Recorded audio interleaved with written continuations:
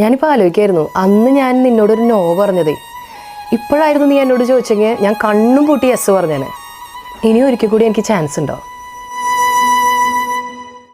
പണ്ടത്തെ അവനൊരു തല്ലുകൊള്ളിയായിരുന്നു.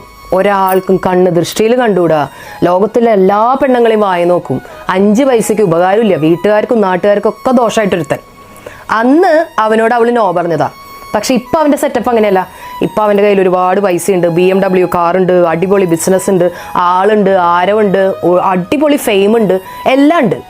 ഇപ്പോഴായിരുന്നെങ്കിൽ അവനോട് അവൾക്കൊരു യെസ് പറഞ്ഞാൽ കൊള്ളാമെന്നുണ്ടായിരുന്നു. പക്ഷേ ഇതൊന്നുമല്ല രസം. അതിന് അവൻ പറഞ്ഞ മറുപടിയാണ് കിടിലൻ. നീ അന്ന് നോ പറഞ്ഞത് എന്തായാലും നന്നായി. അതുകൊണ്ടാണ് ഞാൻ ഇപ്പോഴത്തെ ഈ സെറ്റപ്പിലെത്തിയത്. കാരണം അന്ന് ഞാൻ ഒന്നും അല്ലാതിരുന്ന സമയത്ത് എന്നോട് യെസ് പറഞ്ഞ് ഇപ്പം എൻ്റെ ഭാര്യയായിട്ട് കൂടെയുള്ള ഒരുത്തിയുണ്ട്. അവളുടെ എല്ലാ സപ്പോർട്ടോടും കൂടിയിട്ടാണ് ഞാൻ ഇങ്ങനെ വളർന്നു വന്നത്. നമ്മൾ